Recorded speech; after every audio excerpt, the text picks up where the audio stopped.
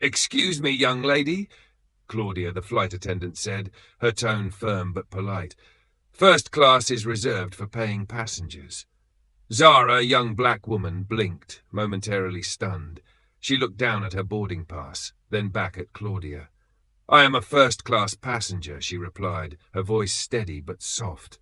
"Here's my ticket. There must be a mistake. You don't belong here. If you don't comply, I'll have to escalate this and call security," Claudia said firmly. Little did she know, the very woman she just humiliated was the daughter of the airline's owner and would expose her long-standing prejudice.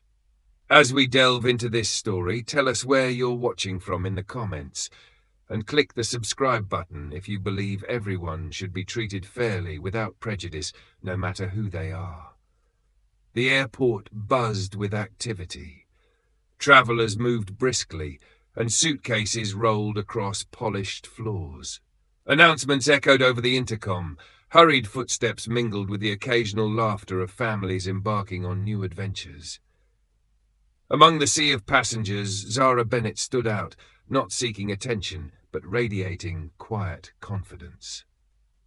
Zara stood quietly, clutching her first-class boarding pass. She was a polite and composed teenager, her excitement tempered by her natural shyness. Today was a big day for Zara. This flight wasn't just a journey, but a celebration of her recent achievements. She had just finished her studies after winning a prestigious scholarship to study in the States. For you, a free like is easy. But for me, it is the greatest support and encouragement. For this video, can you give me 1 like and 1 subscription? Thank you very much. Dressed in a sleek outfit that exuded effortless style, Zara walked through the exclusive first-class lounge, her boarding pass in hand. The lounge, with its plush leather chairs, ambient lighting and soft jazz music, was a sanctuary of comfort and privilege. Around her, travelers sipped complimentary lattes, read newspapers and tapped away on laptops. Zara settled into a cozy armchair, placing her phone and coffee on the table. She glanced at her boarding pass for the umpteenth time, not out of doubt, but out of anticipation. The first-class seat wasn't a luxury she flaunted, but one she had every right to enjoy. As Zara scrolled through her phone, a message from her father popped up. "About to board. Let me know when you're settled." Zara replied, "Almost there. I'll text once I'm on the plane. Everything's fine." Zara's father, Victor Bennett, wasn't just a proud dad. He was the owner of the very airline she was about to fly on. But his humble nature meant he rarely flaunted his status. Zara had grown up watching him treat everyone, from the cleaning crew to board executives, with the same level of respect. She had always admired his humility, despite his immense success. He had instilled in her the values of respect and kindness. Not many people knew Zara was his daughter. Victor preferred to keep family matters private, and Zara liked it that way. She glanced out at the tarmac, her thoughts momentarily drifting. She hadn't been home in over 2 years, having lived in another state for school. While she cherished the independence, being away from her family, especially her father, hadn't been easy. This trip felt different. It was more than just a flight. It was a return to the life she had been missing. As she boarded the flight, she was excited for what lay ahead. A reunion with her father, the special dinner organized to welcome her back home, and the chance to reflect on how far they had come as a family. But Zara couldn't have predicted the challenges she would face on that plane, and neither could Claudia, the flight attendant, know how much trouble her prejudice was about to cause her. Across the lounge, as she returned to her phone, she noticed a pair of flight attendants standing near the service counter. One of them, a woman with sharp features and a tightly wound bun, glanced in Zara's direction. "First class is getting too accessible," Claudia Harper, the lead flight attendant, muttered under her breath, her tone conveying an air of superiority, as if certain passengers didn't deserve to share the space. Her colleague chuckled nervously, but didn't respond. The boarding announcement echoed through the terminal. Zara stood, adjusting her carry-on, and made her way toward the gate, joining the first-class line. Claudia, now stationed at the entrance to the plane, scanned each passenger's boarding pass with a practiced smile. "Welcome aboard," she said warmly to an older white man in a tailored suit. To another woman holding a designer purse, Claudia chirped, "Enjoy your flight." When Zara reached the front of the line, Claudia's demeanor shifted ever so slightly. She scanned Zara's pass, her eyes narrowing briefly. The ticket clearly read first class, but instead of directing Zara to her rightful seat, Claudia plastered on a tight smile. "Oh, economy is just down the aisle," Claudia said, pointing toward the back of the plane. The boarding announcement echoed through the terminal. Zara stood, adjusting her carry-on, and made her way toward the gate, joining the first-class line. Claudia, now stationed at the entrance to the plane, scanned each passenger's boarding pass with a practiced smile. "Welcome aboard," she said warmly to an older white man in a tailored suit. To another woman holding a designer purse, Claudia chirped, "Enjoy your flight." When Zara reached the front of the line, Claudia's demeanor shifted ever so slightly. She scanned Zara's pass, her eyes narrowing briefly. The ticket clearly read first class, but instead of directing Zara to her rightful seat, Claudia plastered on a tight smile. "Oh, economy is just down the aisle," Claudia said, pointing toward the back of the plane. The boarding announcement echoed through the terminal. Zara stood, adjusting her carry-on, and made her way toward the gate, joining the first-class line. Claudia, now stationed at the entrance to the plane, scanned each passenger's boarding pass with a practiced smile. "Welcome aboard," she said warmly to an older white man in a tailored suit. To another woman holding a designer purse, Claudia chirped, "Enjoy your flight." When Zara reached the front of the line, Claudia's demeanor shifted ever so slightly. She scanned Zara's pass, her eyes narrowing briefly. The ticket clearly read first class, but instead of directing Zara to her rightful seat, Claudia plastered on a tight smile. "Oh, economy is just down the aisle," Claudia said, pointing toward the back of the plane. Around her, murmurs began. Passengers in the economy line were starting to notice the interaction. Some exchanged pitying glances, others whispered judgments. Zara could feel their eyes on her, each glance a reminder of the humiliation she was enduring. Claudia didn't stop there. She took a step forward, her voice growing sharper. "Let me see your ticket again. Are you sure you didn't accidentally take someone else's pass?" Zara held out the ticket once more, her hands trembling slightly. "It's mine," she said quietly. "This is my ticket. It's not a mistake. My father bought it for me."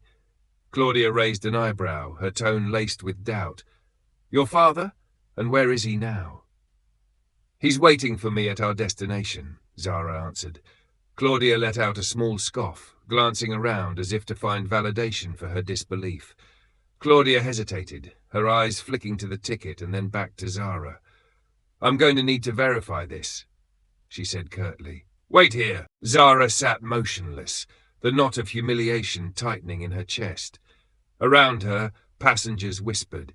Some looked at her with pity, while others wore judgmental expressions. No one stepped forward to help or question what was happening. Zara felt the sting of isolation, but her father's words echoed in her mind, "Always carry yourself with dignity, even when others don't." Still, it was hard not to let the emotions overwhelm her. Tears pricked at the corners of her eyes, but she refused to let them fall. She took a deep breath, reminding herself of who she was, Zara Bennett, daughter of a man who built an empire from the ground up, a man who taught her that respect was something no one could take from her. As Claudia walked away, Zara stood alone, her cheeks burning with embarrassment. Passengers continued to glance her way, their murmurs growing louder. Claudia returned a few minutes later. "Excuse me," she began, her voice louder than necessary. "I need to ask you to go to the economy section. This seat has been assigned to someone else." Several passengers turned their heads at the commotion. Zara calmly reached for her boarding pass again, holding it up without a word. "But this is my seat. How can it be assigned to someone else?" Zara asked firmly. Claudia crossed her arms, her polite mask slipping. "If you don't comply, I'll have to escalate this and call security." The tension in the cabin was high as Zara met Claudia's gaze with quiet determination. The standoff had only just begun. Whispers spread like wildfire among the passengers. A businessman leaned toward his companion, muttering, "Looks like someone's trying their luck." Across the aisle, an older woman frowned, her expression disapproving. "This doesn't seem right," she murmured under her breath. But not everyone was on Zara's side. A man seated a few rows back muttered, "Well, if she doesn't belong here, the attendant has every right." Claudia, determined to assert her authority and unwilling to back down, took the ultimate step. She called for security. Minutes later, 2 officers boarded the plane, their presence adding a new layer of tension to the unfolding drama. They approached Zara's seat, their expressions professional but firm. Zara calmly explained the situation, showing her boarding pass, her voice steady as she defended her right to sit where she belonged. But Claudia's narrative prevailed, the officers deferring to her authority. "Ma'am," one of the officers said, his voice low but authoritative, "we've been asked to escort you to another seat." Zara met their gaze, her voice calm as she explained the situation. "This is my assigned seat," she said, holding up her boarding pass for them to see. "I have every right to be here." The officers hesitated, glancing at Claudia for confirmation. She nodded sharply, her expression a vindication. "Her seat is in economy," she said firmly. Despite Zara's protests and her valid ticket, the officers deferred to Claudia's authority. They escorted Zara to economy, the whispers and stares of passengers following her down the aisle. Her composure never faltered, but the humiliation was clear. Back in first class, Claudia returned with an air of triumph. She walked through the cabin with a smug, satisfied smile, her voice carrying just enough to ensure she was heard. "That's how you handle troublemakers," she said to a fellow flight attendant. Then, glancing around at the passengers, she added smugly, "First class is for people who belong here." Humiliated but composed, Zara walked to her new seat. Passengers craned their necks to watch, their reactions mixed, some indifferent, others sympathetic, a few smugly satisfied. In first class, Claudia strolled through the cabin, her voice loud enough for everyone to hear. A smug smile spread across her face as she glanced at those nearby. "That girl doesn't even look like she belongs in first class, yet she's trying to claim it. This cabin is only for people who belong here," she said, her tone dripping with self-satisfaction. Was Claudia right to have judged Zara because of her skin color? Let us know in the comments. And if you believe in justice for all, hit that subscribe button for more stories like this. As the flight continued, the quiet hum of the cabin seemed to contrast sharply with the tension lingering in the air. Zara sat in her economy seat, her posture upright and her expression composed. Outwardly, she appeared calm, but inside, the frustration gnawed at her. She glanced down at her phone, the unsent text to her father still on the screen. "This isn't right, Dad. Why didn't they believe me?" But she hesitated to send it, knowing he'd act immediately and likely not subtly. Zara stayed calm, yet it wasn't easy. She could feel the weight of Claudia's judgment with every skeptical glance, every dismissive remark. It wasn't just the embarrassment of being questioned, it was the underlying message that she didn't belong, that she wasn't enough. But Zara wasn't about to let those feelings consume her. She took a deep breath, even as the murmurs from other passengers grew louder, even as the stares became harder to ignore. Zara held her head high. Inside, she felt the sting of humiliation, but she wouldn't let it show. Meanwhile, in first class, a fellow flight attendant questioned Claudia on why she took those actions against the young woman. Claudia replied, her tone smug. She thought she could just walk in and claim whatever she wants, Claudia said, loud enough for nearby passengers to overhear. But it takes experience to see through that kind of nonsense, and I had to put her where she rightly belongs. A few passengers gave polite chuckles, others exchanged uneasy glances, sensing that her comments were anything but professional. Seated in economy, Zara kept her composure despite the humiliation she had just endured. Her first-class ticket, the validation of her rightful place, now felt like a cruel joke. She pulled out her phone, her fingers trembling slightly as she typed a message to her father. "Dad, they moved me to economy. The flight attendant claimed my seat was a mistake." Victor Bennett's reply came almost instantly. His messages were short, to the point, but filled with reassurance. "Stay calm. I'll handle it. Let me know if anything else happens." Zara stared at the screen for a moment, her father's unwavering support giving her strength.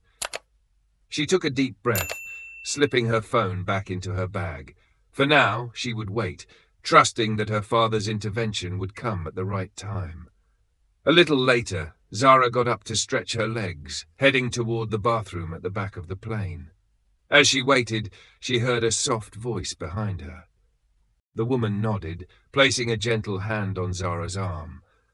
"You're handling this with such grace. It's more than most people would manage." She gave Zara an encouraging smile before returning to her seat. Back in first class, Claudia Harper was still basking in her perceived victory. She leaned against the galley, her voice carrying as she spoke to her colleagues. Her colleagues exchanged uncertain glances, the unease in their expressions growing as they listened. Some who overheard her boasting whispered among themselves. A few shook their heads in silent disapproval, but no one spoke up directly. Claudia, however, remained oblivious. Her confidence swelled as she continued. "Honestly, I'm doing them a favor. It's about maintaining standards. If we let anyone in, it's chaos." Seated in the cramped confines of economy, Zara tried her best to remain composed. Her hands rested lightly on her lap, her breathing steady, but inside, frustration bubbled just beneath the surface. She stared out of the small window at the endless expanse of clouds, hoping to distract herself from the gnawing sense of unfairness that had followed her since boarding the plane. After a few moments, she decided to do something simple, something that would shift her focus, even for a little while. Zara pressed the small call button above her seat. The soft chime was barely audible over the hum of the plane. She leaned back slightly, waiting patiently for someone to approach. Several minutes passed. Zara noticed other flight attendants moving up and down the aisle, tending to passengers with quiet efficiency, but none of them came to her row. Finally, she spotted Claudia Harper making her way toward her section. Claudia's expression was unreadable, her polished exterior still intact, but there was an unmistakable edge to her movements. She stopped abruptly by Zara's row, her voice sharp and devoid of warmth as she asked, "Yes?" Zara looked up at her, meeting her gaze with quiet politeness. "Could I have a glass of water, please?" she asked, her tone measured and calm. Claudia's response was immediate but curt. She offered a thin smile that didn't reach her eyes. "Sure," she said, her voice clipped, before turning on her heel and walking away without another word. Zara watched her retreating figure, her expression calm but questioning. She glanced at her watch. A few minutes passed, then 10. Still no water arrived. Zara's eyes followed Claudia as she moved through the first-class cabin. She watched as the flight attendant carefully served drinks to other passengers, offering them her practiced smile and engaging in light conversation. Claudia's gestures seemed almost exaggerated, as if she wanted to make a show of her efficiency and attentiveness, but all the while she avoided Zara's section entirely. The deliberate nature of it wasn't lost on Zara. She pressed the call button again, her patience beginning to wear thin. This time, the soft chime felt louder in her ears, an almost mocking sound that underscored her growing frustration. Claudia finally returned to the economy section, her movements slower, almost reluctant. She approached Zara's row, her expression now tinged with something resembling annoyance. "Yes?" she asked again, her tone sharp enough to make some nearby passengers glance up. Zara kept her voice calm, though it required effort. "I requested water earlier," she said. "Can I get it now?" For a moment, Claudia said nothing. Then her tight-lipped smile returned, a deliberate and insincere gesture. "I'll get to it," she said, her voice dripping with indifference. Without giving Zara a chance to respond, she disappeared back into first class. Zara's calm facade began to crack. The deliberate hostility of the situation was unmistakable now. She felt the sting of humiliation settle deeper in her chest. As she glanced around, did anyone else notice what was happening? Were they ignoring it, or was she truly alone in this? Her eyes dropped to her phone, the screen still glowing with her father's earlier message. "Stay calm. I'll handle it. Let me know if anything else happens." She tapped the screen and began typing, her fingers moving with quiet urgency. "Dad, the flight attendant is targeting me. She's deliberately ignoring my requests and making me feel unwelcome. It's becoming unbearable." Zara stared at the words for a brief moment before pressing send, the finality of her action bringing both relief and frustration. Her father's reply came almost immediately, as it always did. "Stay where you are. I'm making the call now." The response was short but carried weight. Zara knew her father wasn't one to let things slide. If he said he was making a call, he meant business. She took a deep breath, trying to steady herself once more as she waited. The weight of the situation pressed down on her like an invisible force. She couldn't help but glance around, wondering if any of the other passengers had noticed the way she was being treated. Her eyes caught a few sympathetic glances. The silence of their inaction felt almost as isolating as Claudia's behavior. Zara's thoughts were interrupted by a quiet movement nearby. A young girl seated in economy class approached Zara. Her expression was kind but filled with a quiet determination. She leaned in slightly, her voice soft yet firm. "That flight attendant is always mean to black people," she said. "She thinks we don't belong and can't get first-class tickets. That kind of behavior shouldn't be tolerated. I hope she gets calmer for all she's done to you." Her tone carried an air of quiet outrage.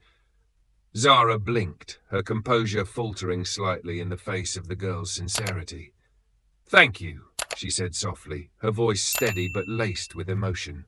"She definitely will be getting her karma today." Zara offered a small, grateful smile. "I appreciate that. Thank you for speaking up. It means a lot." The girl nodded, her presence leaving Zara with a flicker of warmth amid the tension. As she walked away, Zara returned her focus to the situation at hand. Her father had said he was making the call. All she could do now was wait. Midway through the flight, as the plane cruised above the clouds, the calm hum of the cockpit was interrupted by the sound of the secure line ringing. The captain, a seasoned professional with years of experience under his belt, picked up the receiver. His expression was neutral at first, his eyes scanning the instruments out of habit. But as the voice on the other end spoke, his demeanor shifted. His brows furrowed slightly, and his posture straightened. The voice belonged to Victor Bennett, the owner of the airline. Despite the calm and measured tone, there was no mistaking the authority behind his words.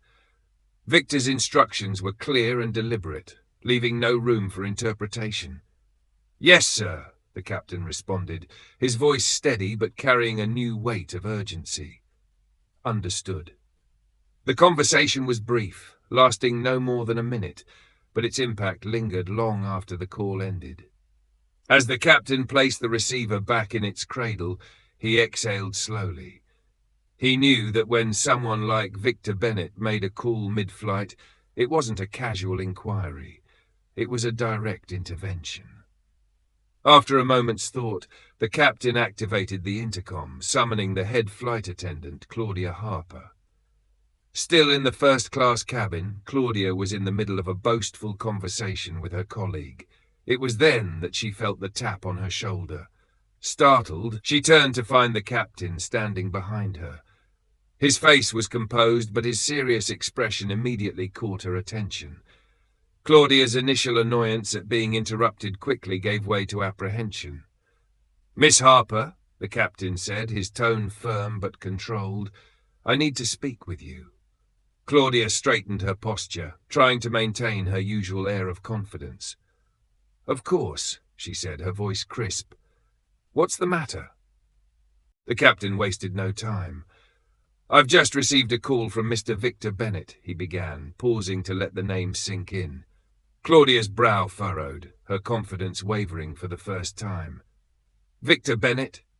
she repeated, her voice barely above a whisper.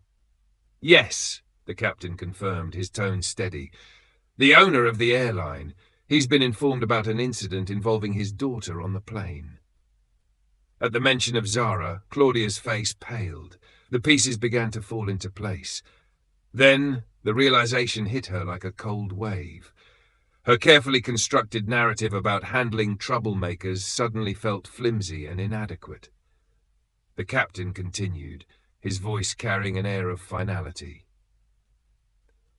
"Mr. Bennett has instructed me to let you know that he will be meeting the plane personally upon landing. He expects an explanation, and from now on, he wants you to take care of her well and treat her in the best way you can." For a moment, Claudia stood frozen, her mind racing. The color drained from her face as the weight of the situation fully registered. I didn't realize," she stammered, her usual sharpness replaced by hesitation. The captain's expression didn't change. "That's irrelevant," he said. "What matters is how this situation was handled." Claudia's usual bravado cracked under the pressure. She nodded stiffly, her throat dry as she managed to say, "Understood." As the captain turned and walked back to the cockpit, Claudia remained rooted in place. The confidence she had so proudly displayed throughout the flight was now a distant memory. She muttered under her breath, almost as if trying to reassure herself, "I'm sure it's nothing." But her words lacked conviction. The unease gnawing at her grew stronger with each passing minute. For the rest of the flight, Claudia's demeanor was noticeably subdued. Her steps, once brisk and purposeful, were slower and more hesitant. The smug remarks that had flowed so freely earlier were now absent, replaced by a tense silence. Passengers who had observed her earlier behavior couldn't help but notice the change. Whispers rippled through the cabin. The tones ranged from curiosity to quiet satisfaction. Claudia, however, avoided meeting anyone's gaze, her mind consumed with one thought, the confrontation awaiting her upon landing. For a moment, Claudia stood frozen, her mind racing. The color drained from her face as the weight of the situation fully registered. "I didn't realize," she stammered, her usual sharpness replaced by hesitation. The captain's expression didn't change. "That's irrelevant," he said. "What matters is how this situation was handled." Claudia's usual bravado cracked under the pressure. She nodded stiffly, her throat dry as she managed to say, "Understood." As the captain turned and walked back to the cockpit, Claudia remained rooted in place. The confidence she had so proudly displayed throughout the flight was now a distant memory. She muttered under her breath, almost as if trying to reassure herself, "I'm sure it's nothing." But her words lacked conviction. The unease gnawing at her grew stronger with each passing minute. For the rest of the flight, Claudia's demeanor was noticeably subdued. Her steps, once brisk and purposeful, were slower and more hesitant. The smug remarks that had flowed so freely earlier were now absent, replaced by a tense silence. Passengers who had observed her earlier behavior couldn't help but notice the change. Whispers rippled through the cabin. The tones ranged from curiosity to quiet satisfaction. Claudia, however, avoided meeting anyone's gaze, her mind consumed with one thought, the confrontation awaiting her upon landing. But Claudia's distraction wasn't merely an internal struggle. It began to seep into her work. She misread passenger requests, served items to the wrong rows, and forgot orders she had just taken. Passengers noticed her repeated trips to the galley, where she lingered longer than necessary, her hands gripping the counters as if trying to steady herself. The confidence she once exuded had vanished entirely. Finally, Claudia reached a breaking point. She glanced toward economy, where Zara sat, her composure still intact, despite everything that had happened. Zara was scrolling through her phone, a faint, knowing smile on her lips. Claudia felt her stomach tighten. She couldn't bear the thought of Victor Bennett boarding the plane and addressing her directly without attempting to make things right. Swallowing her pride, Claudia grabbed a tray and made her way toward Zara's seat. Her heart pounded as she approached, each step feeling like a trial. Stopping beside Zara's row, she cleared her throat awkwardly. "Miss Bennett," she began, her voice uncharacteristically soft, "can I get you anything? A drink, a snack, perhaps a hot towel?" Zara looked up, her expression neutral but her eyes sharp. "No, thank you," she said politely, her tone calm yet distant. Claudia hesitated, the forced smile on her face slipping slightly. "Are you sure? Anything at all? Please, just let me know." Zara shook her head. "I'm fine." The rejection stung, but Claudia wasn't ready to give up. Over the next hour, she made repeated trips to Zara's row, offering everything she could think of, extra blankets, premium snacks, even a meal upgrade. Each time, Zara declined, her responses unfailingly polite yet firm. The other passengers watched the interactions unfold with growing curiosity. Whispers filled the cabin as people wondered aloud what had prompted Claudia's sudden change in behavior. "She's never this attentive," one passenger murmured to their companion. "Something must have happened." "I've never seen her like this," said another, shaking their head. "She's practically falling over herself." Zara, however, wasn't surprised. She knew the shift in Claudia's attitude wasn't genuine remorse, it was fear. Each time Claudia approached her, Zara met her with the same composed smile, silently reminding the flight attendant that her attempts to undo the damage were futile. Eventually, Claudia abandoned the tray altogether and approached Zara empty-handed. Her expression was strained, her usual air of authority replaced by a desperate need to resolve the situation. She crouched slightly, lowering herself to Zara's eye level. "Miss Bennett," she began, her voice trembling slightly, "I just wanted to say I'm sorry for earlier. It was a misunderstanding on my part. I didn't realize." She trailed off, unsure of how to finish the sentence without incriminating herself further. I hope we can just put this behind us." Zara studied her for a moment, her calm demeanor unshaken. Then, with measured words, she replied, "The matter is no longer in my hands." Claudia blinked, confused. "What do you mean?" "My father is handling it now," Zara continued, her tone steady but firm. "He's the one who will decide whether or not you're forgiven." Claudia's face fell, her earlier composure crumbling further. She opened her mouth to respond, but no words came out. The weight of Zara's statement hung in the air, leaving no room for negotiation. For the first time, Claudia understood the gravity of her actions. The consequences were entirely out of her control.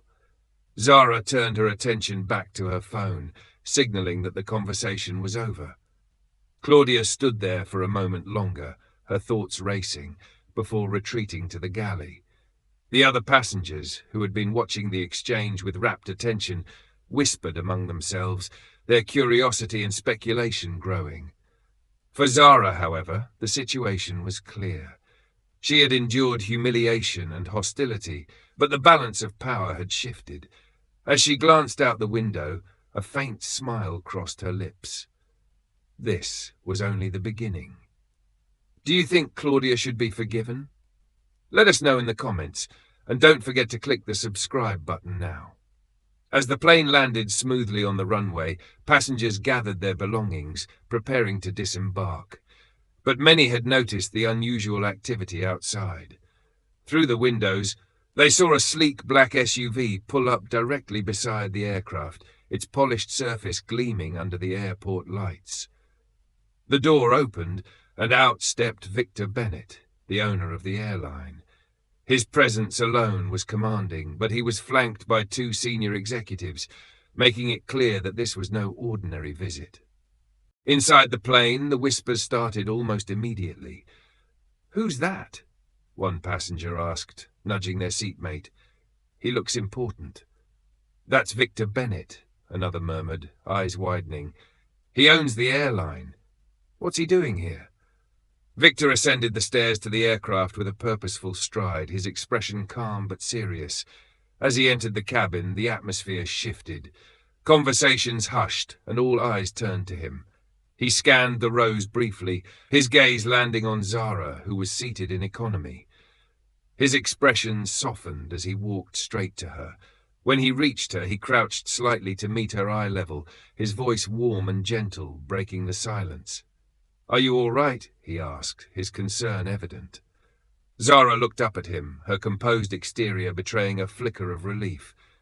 I'm okay," she replied, though her tone carried traces of lingering frustration.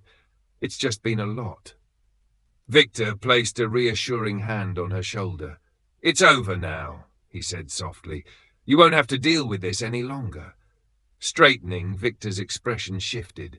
The warmth he reserved for his daughter disappeared, replaced by a calm but firm authority. He turned his attention to Claudia Harper, who stood frozen at the front of the cabin. Her face was pale, her usual sharpness completely absent. The realization that Victor Bennett had come for her was written all over her features. "Miss Harper," Victor began, his voice steady and measured, "I understand there was an issue with my daughter's seat." Claudia's composure crumbled entirely. Her lips parted as if to speak, but for a moment no sound came out. Finally, she stammered, I didn't know she was your daughter, sir. It was a misunderstanding." Victor's gaze remained fixed on her, unflinching. His tone didn't rise, but the weight of his words was unmistakable. "The issue isn't whether you knew she was my daughter," he said, his voice calm but cutting. "The issue is how you treated her, and likely how you treat others who don't meet your assumptions." Claudia's face reddened, and she tried to respond, but her words tumbled out incoherently. "I didn't mean to. I didn't realize." Victor raised a hand slightly, silencing her attempts at justification. "Your behavior today has been nothing short of unacceptable," he continued, addressing not only Claudia, but the entire cabin. "This airline was built on the principles of respect and dignity. Our success has come from treating every passenger, regardless of who they are or where they come from, with fairness and professionalism. Your actions today have failed those values."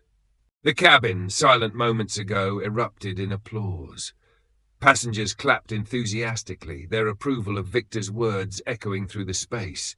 Some nodded in agreement, while others exchanged glances, satisfied that Claudia's actions were being addressed. Claudia, however, looked mortified. Her head hung low, and her hands trembled as she clutched the edge of the service cart for balance.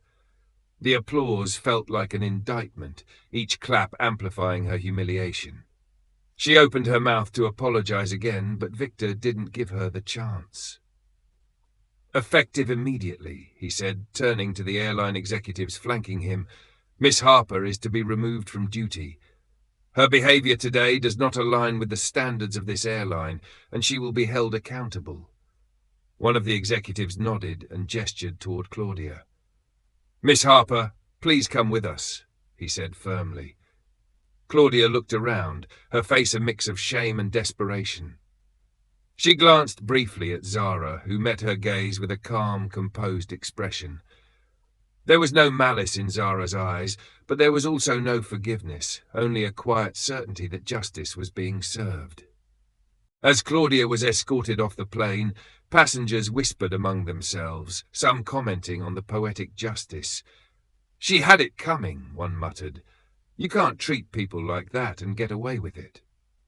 Back in her seat, Zara watched the scene unfold, her emotions a mix of relief and quiet vindication. Her father returned to her side, his presence a steadying force. "Are you sure you're okay?" he asked again, his voice gentle. Zara nodded. "I'm fine now," she said, her tone stronger than before. "Thank you, Dad." Victor gave her a small smile. "You never have to thank me for standing up for you," he said. "It's what I'm here for." As the plane began to empty, Zara stood with her father, their bond strengthened by the day's events. Around them, passengers continued to murmur, many casting Zara looks of admiration and respect. In the weeks following the incident, the airline wasted no time addressing the situation. Victor Bennett, deeply committed to upholding the values on which his company was built, ordered an immediate review of staff training programs. He personally worked with his leadership team to implement mandatory workshops on diversity, inclusion, and respect. These sessions were designed to ensure that no passenger, regardless of their background, would ever face the kind of treatment Zara endured. The training wasn't superficial. It was thorough, challenging employees to confront their biases and reflect on how their actions could affect others. Role-playing exercises and guest speakers were brought in to share real-world stories of discrimination and the lasting harm it causes. Employees were reminded that their role wasn't just to serve passengers, but to uphold the dignity and respect of everyone who boarded their planes. Meanwhile, Claudia Harper had been dismissed from her position after the incident. For weeks, she stayed away from the airline, reflecting on her actions. Initially, she felt a mix of embarrassment and anger, but as time passed, those feelings were replaced with regret and shame. She realized that her behavior wasn't just unprofessional, it was deeply unfair and rooted in assumptions she hadn't questioned before. One evening, as Claudia sat at her kitchen table, she opened her laptop and began to type. Her email to the airline was long and heartfelt, each word carefully chosen to convey her remorse. She apologized not just for what she had done to Zara, but for the mindset that had allowed such behavior to seem acceptable. Claudia acknowledged that she had failed as a representative of the airline's values and as a human being. "I can't undo the harm I caused," she wrote, "but I am committed to learning from this and ensuring it never happens again. If given the chance, I would like to prove that I've changed." When Victor Bennett read the email, he saw sincerity in Claudia's words. After discussing it with his team, they decided to give her a second chance under strict probationary terms. Claudia was invited to return to work, but with a clear understanding, her actions would be monitored, and any further instance of unprofessionalism or prejudice would result in immediate dismissal. Claudia returned to the airline humbled and determined to make amends. She threw herself into the training sessions, often volunteering to speak about her own experience and how it had changed her perspective. Over time, her colleagues noticed a transformation. She was no longer the flight attendant who dismissed others based on assumptions. Instead, she became someone who went out of her way to ensure that every passenger felt valued. Victor Bennett, meanwhile, took the opportunity to speak publicly about the incident. At a press conference held weeks after the flight, he addressed the media with a calm but resolute demeanor. "Inclusion is not optional, it's a responsibility." He began, his voice steady. "Privilege comes with responsibility. Whether it's the privilege of serving as a flight attendant or the privilege of sitting in first class, we all have a duty to treat each other with respect and dignity. No one should ever feel unwelcome or unworthy because of their appearance or background." His words struck a chord, and the story quickly went viral. Social media platforms buzzed with conversations about prejudice and accountability. Hashtags like Inclusion Matters and Respect for All trended for days. Many praised Victor's leadership and transparency, while others shared their own experiences with discrimination, using the story as a springboard for broader discussions. For Zara, the experience became a turning point in her life. Reflecting on everything that had happened, she realized how much she had learned about strength, resilience, and the power of standing up for oneself. Her father's unwavering support had shown her that dignity and respect were non-negotiable values, and she carried those lessons with her. Zara also saw the ripple effect of the incident. The airline's new training programs, the viral conversations online, and even Claudia's transformation were all proof that change was possible. Though the experience had been painful, it had also been empowering. This brings us back to the skies.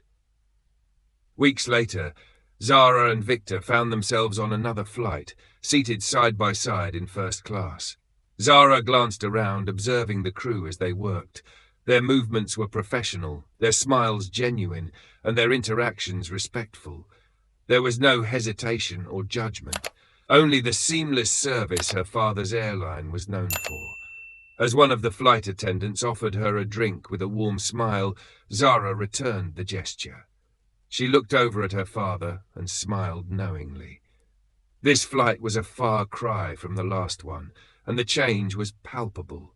It wasn't just about the crew, it was about the empowerment she felt in herself. Zara knew she had emerged from the experience stronger and more self-assured than ever. She leaned back in her seat, a quiet sense of satisfaction washing over her.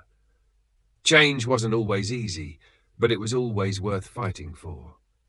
If you believe in standing up for fairness, equality, and respect for everyone, hit that like button and subscribe to our channel for more inspiring stories like this.